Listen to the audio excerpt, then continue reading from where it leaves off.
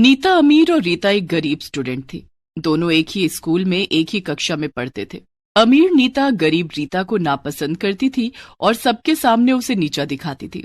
लेकिन रीता के अच्छे व्यवहार ने एक दिन नीता का दिल जीत लिया और उसे उसके बुरे व्यवहार पर पछताने के लिए मजबूर कर दिया। नीता के माता पिता बहुत अमीर थे। रीता की मां नीता के घर पर नौकरानी का काम करती थी।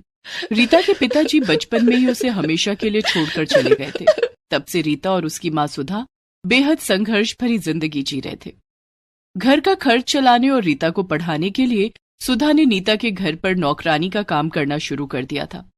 संयोग से अमीर नीता और गरीब रीता एक ही स्कूल में पढ़ती थी।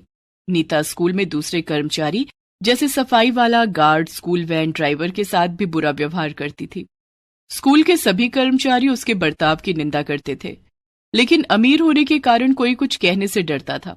दरअसल नीता के पिता एक बड़े बिजनेसमैन थे और स्कूल को अच्छा खासा डोनेशन देते थे। स्कूल में नीता सबके सामने रीता को नौकरानी की बेटी कहकर बुलाती थी। ए नौकरानी की बेटी, इधर आ। बोलो रीता, तुमने मुझे क्यों बुलाया? क्या? तेरी इतनी हिम्मत? तू मुझे मेरे नाम से बुलाएगी? याद रख, तू एक नौकरानी की बेटी है। तेरी माँ मेरे घर पर नौकर है। तेरी माँ मेरी माँ को मालकिन कहकर बुलाती है। तू भी मुझे छोटी मालकिन बोला कर। ठीक है छोटी मालकिन।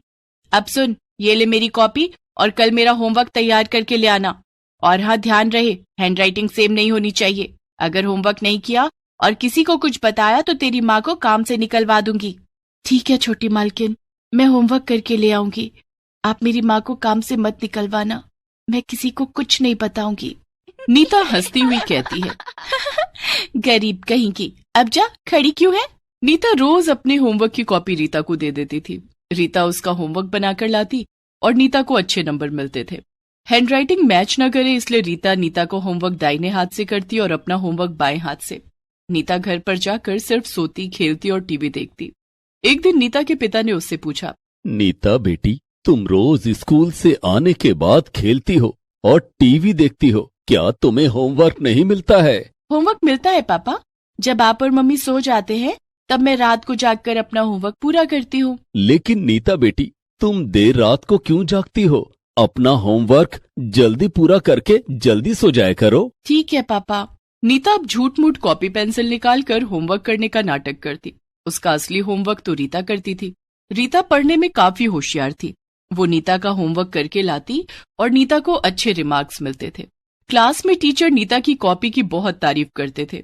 एक दिन की बात है, नीता का बर्थडे था। नीता के घर में बड़ी सी पार्टी थी। नीता ने अपनी सभी सहेलियों को पार्टी में बुलाया था। रीता की माँ सुधा पार्टी में आए मेहमानों के लिए नाश्ता बना रही और रीता उसकी मदद कर रही थी। पार्टी में सभी मेहमानों के आने के बाद नीता एक बड़ा सा केक काटती है। रीता दूर खड़ी ये सब देख रही थी। नीता अपनी सहेलियों से कहती है, वो देखो, गरीब रीता वहाँ खड़ी होकर केक को घूर रही है। बेचारी ने कभी बर्थडे नहीं मनाया होगा।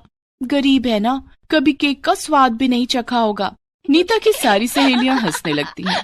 तभी नीता ने अपने हाथ से केक का एक टुकड़ा नीचे जमीन पर गिरा दिया और रीता को बुलाकर कहा, रीता, यहाँ ना। जी छोटी मालकिन, आपने मुझे बुलाया? ये केक का टुकड़ा नीचे गिर गया है, मैं इसे फेंकना नहीं चाहती, तुम इसे खा लो। नहीं छोटी मालकिन, भले ही मैं गरीब हूँ लेकिन नीचे गिरी हुई चीज नहीं खाती। नीचे गिरा हुआ केक नहीं खाएगी तो क्या तुझे अच्छा वाला केक चाहिए? औकात देखी है अपनी। नीता की माँ अंजू उसे रीता के साथ बुरा बर्ताव करते हुए देख लेती हैं। अंजू वहां आती है और नीता को एक प्लेट में केक खाने के लिए देती है। रीता बेटी, ये लो, केक खाओ। माँ, उस गरीब रीता को केक देने की क्या जरूरत थी? नीता बेटी, कोई पैसों से अमीर या गरीब नहीं होता।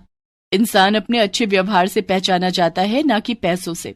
रीता गरीब है तो क्या हुआ, वो भी तुम्हारी तरह एक इंसान है और हम सब इंसान बराबर हैं। कोई किसी से बड़ा या छोटा नहीं है। रीता केक खा रही थी। उसी समय उसकी माँ सुधा वहां आकर मेहमानों के जूठे बर्तन उठाने लगती है। रीता अपनी माँ से कहती है, माँ, मैं बर्तन साफ करने में तुम्हारी मदद करती हूँ, इससे तुम्हारा काम जल्दी हो जाएगा। रीता भी सुधा के जूठे बर्तन उठाने लगती है और रसोई में जाकर जूठे बर्तन साफ करने में सुधा की मदद करने लगती है। नहीं रीता बेटी, तू घर चली जा, मैं थोड़ी देर में आती हूँ। नहीं माँ, इतना सारा काम है, मैं तुम्हें अकेले नहीं करने दूंगी। रीता अपनी माँ का बहुत ख्याल रखती थी और बहुत संस्कारी भी थी, इसलिए नीता के माता पिता रीता को बहुत पसंद करते थे। लेकिन ये बात नीता को अच्छी नहीं लगती थी, इसलिए वो रीता से और ज्यादा चिढ़ने लगी थी। नीता अपनी सहेलियों को लेकर रसोई में आ जाती है और रीता का मजाक उड़ाने लगती है। ये है गरीब स्कूल स्टूडेंट, इसके घर का खर्चा हमारे पैसों से चलता है। ये हमारे घर काम करते हैं और मेरे मम्मी पापा इन्हें सैलरी देते हैं। हमने इन्हें काम पर रखा हुआ है। नीता के बुरे बर्ताव पर भी रीता ने कुछ नहीं कहा, लेकिन नीता के माता पिता उसके इस व्यवहार से बहुत दुखी हो जाते हैं। वे सुधा और रीता से इसके लिए माफी मांगते हैं। वे नीता को समझाने की बहुत कोशिश करते हैं, लेकिन नीता को अपनी अमीरी पर बहुत घमंड था। काम खत्म करने के बाद जब सुधा और रीता जाने लगते हैं तो अंजू उन्हें कुछ मिठाइयां देती है। दूसरे दिन स्कूल में रीता लंच में वही मिठाइयां लेकर आती है। ये तो वही मिठाई है ना जो मेरी माँ ने तुम लोगों को भीख में दी थी। वो तो अच्छा था कि कल मेरा बर्थडे था, इसलिए तुम्हें केक और मिठाई खाने को मिल गई। नीता की बात सुनकर रीता की आंखों में आंसू आ जाते हैं। उससे वो मिठाई खाई नहीं गई। लंच का टाइम खत्म होने के बाद क्लास में टीचर आई और उन्होंने अनाउंस किया, आज सब बच्चे अपना होमवर्क यहीं करके मुझे दिखाएंगे। ये सुनते ही नीता के पैरों तले जमीन खिसक गई। अब क्या होगा? मेरा होमवर्क तो रीता करती है, अब मैं अपना होमवर्क कैसे करूंगी? लेकिन अब तो कुछ नहीं हो सकता था। नीता को अपना होमवर्क क्लासरूम में ही करना पड़ा। जब टीचर के पास नीता की कॉपी आई, ये क्या नीता, तुमने तो सारा होमवर्क गलत किया है और तुम्हारी हैंडराइटिंग भी अलग है। घर से तो तुम सब सही बनाकर लाती हो, क्लासरूम में तुम्हें क्या हो गया? टीचर ने नीता की कॉपी पर काफी बैड रिमार्क्स दिए और कहा, कल पेरेंट्स मीट है, अपने मम्मी पापा को स्कूल लेकर आना और सभी बच्चे कल अपने मम्मी पापा को लेकर आएंगे। दूसरे दिन नीता अपने माता पिता के साथ स्कूल आई। रीता भी सुधा के साथ स्कूल आई। पेरेंट्स मीट में रीता की खूब तारीफ की गई, जबकि नीता के माता पिता को उसकी शिकायतें सुनने को मिली। सबके सामने रीता की तारीफ और अपनी बुराई सुनकर नीता से रहा न गया। उसने रीता से इस बात का बदला लेने की ठानी। दूसरे दिन रीता स्कूल आई। वो अपना स्कूल बैग अपनी सीट पर रखकर वॉशरूम चली गई। इसी बीच नीता ने उसके बैग से उसके होमवर्क की कॉपी चुरा ली और खिड़की से बाहर फेंक दी। थोड़ी देर के बाद रीता क्लास में आकर बैठ गई। क्लास में टीचर भी आ गई। सभी बच्चों अपनी अपनी होमवर्क की कॉपी जमा करो। मैडम, मैंने अपनी होमवर्क की कॉपी पहले ही आपके टेबल पर रख दी थी। टीचर ने टेबल पर देखा तो रीता की होमवर्क की कॉपी रखी हुई थी। शाबाश रीता। अब नीता परेशान हो गई। अगर रीता की होमवर्क की कॉपी मैडम के टेबल पर रखी है तो जो कॉपी मैंने खिड़की से बाहर फेंक दी वो किसकी थी? कहीं वो मेरी कॉपी तो नहीं थी जो रीता बनाकर लाई थी? तभी टीचर ने नीता से कहा, नीता, तुम्हारी होमवर्क की कॉपी कहाँ है? मैम वो मेरी कॉपी घर पर छूट गई। नीता, तुम्हारी कॉपी तुम्हारे बैग में ही होगी। तुम रोज अपनी कॉपी लाती हो तो फिर आज कैसे भूल सकती हो? अपना बैग चेक करो। नीता ने अपना बैग चेक किया तो उसकी होमवर्क की कॉपी उसके बैग में ही रखी थी। नीता ने अपनी कॉपी टीचर को दे दी। दरअसल रीता ने क्लास में आते ही अपनी कॉपी टीचर के टेबल पर रख दी थी और नीता की कॉपी उसके बैग में रख दी थी। उस समय नीता क्लास में नहीं थी और नीता ने जो कॉपी खिड़की से बाहर फेंकी वो पुरानी कॉपी थी जो भर चुकी थी। नीता को अपनी हरकत पर बहुत शर्म आई। स्कूल की छुट्टी होते ही वो रीता के पास गई और बोली, मुझे माफ कर दो रीता, मैंने हमेशा तुम्हें नीचा दिखाया और तुमसे अपना होमवर्क करवाया। आज भी मैंने तुम्हारा बुरा करने की कोशिश की, लेकिन फिर भी तुमने मेरी मदद की। नीता, तुम्हें अपनी गलती का एहसास हो गया, मैं यही चाहती थी। देखो नीता, तुम्हें अपना होमवर्क खुद करना चाहिए, नहीं तो तुम पढ़ाई में बहुत पिछड़ जाओगी। अगर तुम पढ़ाई में पिछड़ गई तो तुम्हारे माता पिता को कितना बुरा लगेगा। जरा सोचो, परीक्षा में तुम्हारी जगह मैं तो नहीं लिखूंगी, सभी प्रश्नों के जवाब तुम्हें ही लिखने पड़ेंगे। तुम ठीक कह रही हो रीता, आज से मैं अपना होमवर्क खुद करूंगी, कभी तुम्हारे साथ बुरा बर्ताव नहीं करूंगी। आज से हम दोनों दोस्त हैं। नीता रीता को गले से लगा लेती है। इस तरह अमीर गरीब स्टूडेंट के बीच की दूरी खत्म हो जाती है। नीता अब सुधा का भी सम्मान करने लगी और क्लास में रीता उसकी सबसे अच्छी सहेली बन गई।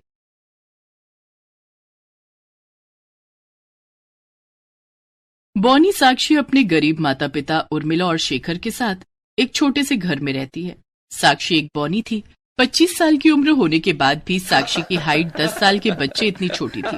हाल ही में साक्षी ने अपने कॉलेज की पढ़ाई पूरी की थी। साक्षी को पढ़ने लिखने का बहुत शौक था और उसका बचपन से सपना था कि वो एक टीचर बनेगी। एक दिन सवेरे, माँ, पिताजी, मैं शहर में बीएड कॉलेज में एडमिशन करना चाहती हूँ, मेरा एडमिशन करवा दीजिए ना पिताजी शहर के कॉलेज में। बिटिया, तू तो अपनी परिस्थिति जानती है ना, हम कितने गरीब हैं। बड़ी मुश्किल से तो हमने तुझे यहाँ तक पढ़ाया है, अब हम आगे नहीं पढ़ा पाएंगे बिटिया तुझे। हाँ साक्षी बिटिया, हम जैसे गरीबों के बस की बात नहीं है पढ़ाई करना। पिताजी, आप जानते हो ना, बचपन से मेरा सपना है कि मैं टीचर बनूंगी। मुझे अपना ये सपना पूरा करना है पिताजी। साक्षी बिटिया, तू तो जानती है ना, तेरी छोटी हाइट के कारण स्कूल में, कॉलेज में, हर जगह लोगों ने तेरा कितना मजाक बनाया है। अब अगर तू शहर के कॉलेज में पढ़ने जाएगी और अगर वहां के लोगों ने तेरा मजाक बनाया तो? माँ, मुझे अब किसी की बात से कोई फर्क नहीं पड़ता, मुझे बस अपने लक्ष्य पर ध्यान देना है। पिताजी, मैं स्कॉलरशिप से आपका सारा पैसा आपको वापस दे दूंगी। मुझे पढ़ाई करने दीजिए ना पिताजी, मुझे अपना सपना पूरा करने दीजिए। बचपन से मैंने इस सपने के लिए बड़ी मेहनत से पढ़ाई की है।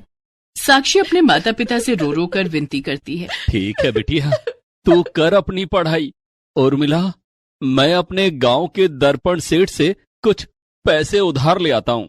शेखर उसी समय अपने गांव के सेठ दर्पण के पास आता है और अपना छोटा सा घर दर्पण के पास गिरवी रखकर उससे पैसे लेकर अपनी बिटिया का दाखिला शहर के डीएड कॉलेज में करवा देता है।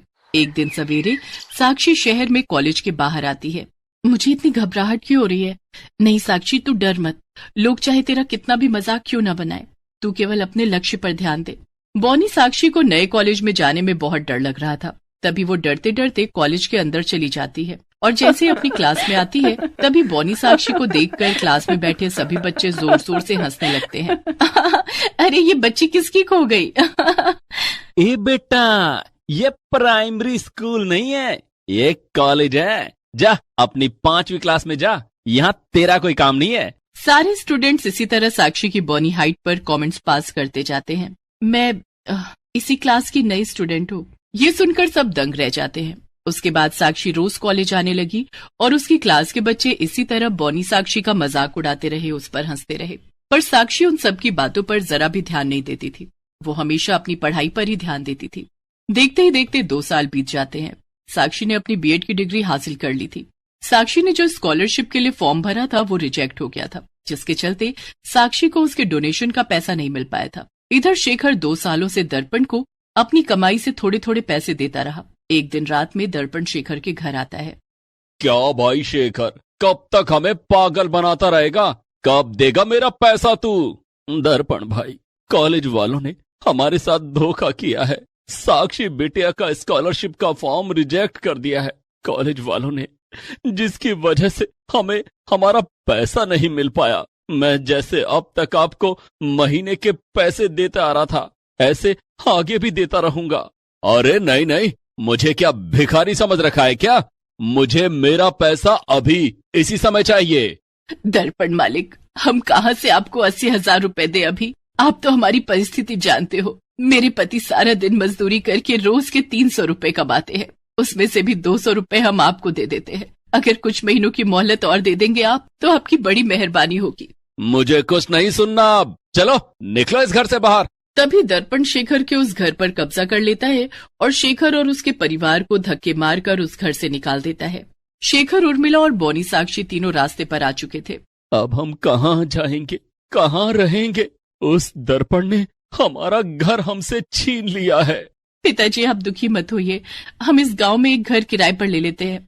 वैसे भी कुछ दिनों बाद मुझे इस गांव के सरकारी स्कूल में नौकरी मिलने वाली है। बस एक बार मेरा इंटरव्यू वहां सफल हो गया ना, तो अपनी सारी परेशानी दूर हो जाएगी। ये सब तेरी वजह से हुआ है साक्षी। ना तू पढ़ाई करने की जिद करती, ना हम पर इतना कर्ज होता। तूने तो हमें रास्ते पर ला दिया साक्षी। साक्षी के माता पिता साक्षी को खूब खरी खोटी सुनाते हैं। तभी शेखर उसी गांव में एक छोटा सा घर किराए पर लेता है। कुछ दिन ऐसे ही बीत जाते हैं। एक दिन सवेरे साक्षी उसी गांव के सरकारी स्कूल में टीचर की नौकरी के लिए इंटरव्यू देने आती है। साक्षी ने सीटी परीक्षा पास कर ली थी। साक्षी स्कूल में प्रिंसिपल के ऑफिस में आती है। अंदर प्रिंसिपल और कुछ टीचर बैठे थे। साक्षी अंदर आती है। ए बच्ची, कौन है तू? चल अपनी क्लास में जाकर बैठ। सर, मैं स्टूडेंट नहीं हूँ, मैं साक्षी हूँ। आज मेरा इंटरव्यू है टीचर की जॉब के लिए। ये सुनकर सब बॉनी साक्षी को ऊपर से लेकर नीचे तक देखने लगते हैं और हंसने लगते हैं। तभी कविता टीचर, क्या सर, अब इस स्कूल में बच्चे भी टीचर बनेंगे? इसकी हाइट तो देखिए, 5वीं क्लास की स्टूडेंट लग रही है ये। साक्षी, तुम इतनी छोटी हो, तुम कैसे बच्चों को पढ़ा पाओगी? सर, जब शिक्षा इंसान में छोटा बड़ा नहीं देखती तो मैं बच्चों को शिक्षा क्यों नहीं दे सकती? तभी सब साक्षी का इंटरव्यू लेते हैं। साक्षी हर किसी के सवालों के जवाब देने लगती है और आखिर में साक्षी को उस स्कूल में टीचर की नौकरी मिल जाती है। अगले दिन सवेरे तभी साक्षी स्कूल में पढ़ाने आती है। साक्षी जैसे ही क्लास के अंदर जाती है, सारे बच्चे खड़े होकर गुड मॉर्निंग टीचर कहते हैं। उसके बाद सब जैसे ही बॉनी साक्षी को देखते हैं तो सब जोर जोर से हंसने लगते हैं। अरे ये कौन है? हमें लगा टीचर आए, पर ये तो स्टूडेंट है। अरे बहन, कौन सी क्लास है तेरी? नया एडमिशन है क्या? मैं स्टूडेंट नहीं हूँ। उतने में प्रिंसिपल क्लास में आते हैं। बच्चों, आज से ये तुम्हारी नई टीचर साक्षी हैं। अब से यही तुम्हें पढ़ाएंगी। ये सुनकर सब जोर जोर से हंसने लगते हैं। क्या प्रिंसिपल सर, ये हमें कैसे पढ़ा सकते हैं? इनकी तो खुद अभी पढ़ने की उम्र है। कितनी छोटी है ये। चुप हो जाओ अमर। बच्चों, साक्षी मैडम की केवल हाइट छोटी है, समझे? साक्षी मैडम, अब से ये आपकी क्लास है। प्रिंसिपल वहाँ से चले जाते हैं। बच्चों, आज से हम बहुत अच्छे से मन लगाकर पढ़ाई करेंगे। तुम्हें मेरे साथ पढ़ाई करने में बहुत मजा आएगा। तभी क्लास में पीछे बैठा एक चिंटू नाम का लड़का। अरे मैडम जी, आप कहाँ हो? हमें तो आप दिखाई नहीं दे रहे हो। जरा कुर्सी से उठकर बात कीजिए ना। चिंटू, टीचर जी अगर कुर्सी पर खड़ी भी हो जाएंगी ना, तब भी वो तुझे दिखाई नहीं देंगी। ये सुनकर सब बच्चे हंसने लगते हैं। टीचर जी, बचपन में आपके मम्मी पापा आपको कॉम्प्लेन पिलाना भूल गए थे क्या? मुझे किसी की बातों पर ध्यान नहीं देना है। तभी साक्षी बच्चों को पढ़ाने लगती है और इसी तरह कई दिन बीत जाते हैं। साक्षी की बॉनी हाइट देखकर उसकी क्लास के बच्चे, स्कूल के टीचर, सभी लोग साक्षी पर हंसते थे, पर साक्षी किसी को उफ तक नहीं कहती थी। कुछ ही महीनों में साक्षी अपनी कमाई से उसी गांव में एक बड़ा सा खुद का घर खरीद लेती है और अपने माता पिता के साथ उस बड़े से घर में रहने लगती है। एक दिन साक्षी अपने स्कूल जाती है। उस समय स्कूल में कुछ प्रोग्राम था। तभी प्रिंसिपल साक्षी को स्टेज पर बुलाते हैं। ये देखकर सब साक्षी पर हंसने लगते हैं। उस प्रोग्राम में सभी स्टूडेंट्स के माता पिता भी आए हुए थे। कोई नहीं हंसेगा साक्षी मैडम पर। खामोश हो जाओ सब। कोई बात नहीं सर, मुझे बुरा नहीं लगा। बच्चों, जब मैं छोटी थी ना, तब मेरी बॉनी हाइट देखकर हर कोई मेरा मजाक उड़ाता था, मुझ पर हंसता था। सब मुझे कहते थे कि साक्षी तू जीवन में कुछ नहीं कर पाएगी, न तुझसे कोई शादी करेगा। मेरे माता पिता बहुत गरीब थे। मेरे पिताजी के पास इतने पैसे नहीं थे कि वो मुझे पढ़ा सके, पर मुझे पढ़ने का बहुत शौक था। मैंने बचपन में लोगों के घर जाकर सफाई का काम किया और अपनी पढ़ाई के लिए किताबें खरीदी। कदम कदम पर हर कोई मेरा मजाक बनाता था, पर मैंने कभी किसी की बात पर ध्यान नहीं दिया, बस अपने लक्ष्य पर ध्यान देने लगी। पिताजी की कमाई से बड़ी मुश्किल से हमारा गुजारा चलता था।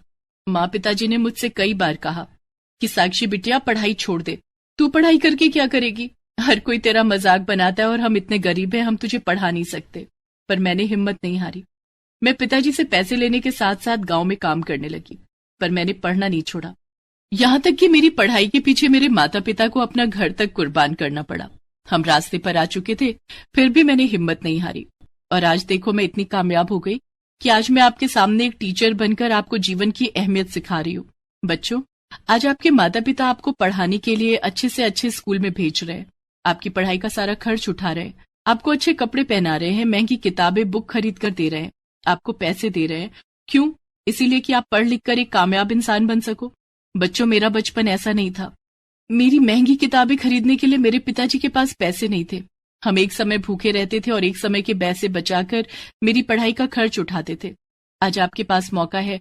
आपके माता पिता आपकी पढ़ाई के लिए आपको दुनिया की हर खुशी दे रहे हैं, इसलिए आपका कर्तव्य है कि आप अपनी पढ़ाई पर ध्यान दें और एक कामयाब इंसान बनकर बताएं, क्योंकि एक बार उम्र बीत जाती है। अगर गफलत में गालिब फिर समंदर की तरह आंसू भी बहा लिया, तब भी ये समय दोबारा नहीं ला पाएंगे। ये सुनकर सबकी आंखों में आंसू आ जाते हैं और साक्षी की बातें सुनकर सब खड़े होकर तालियां बजाकर साक्षी का सम्मान करते हैं। और उसके बाद साक्षी उस स्कूल में एक मिसाल बन गई। अब स्कूल के सारे बच्चे साक्षी की कहानी सुनकर उसी की तरह कामयाब बनने के लिए दिन रात मन लगाकर पढ़ाई करने लगे। Please subscribe this channel.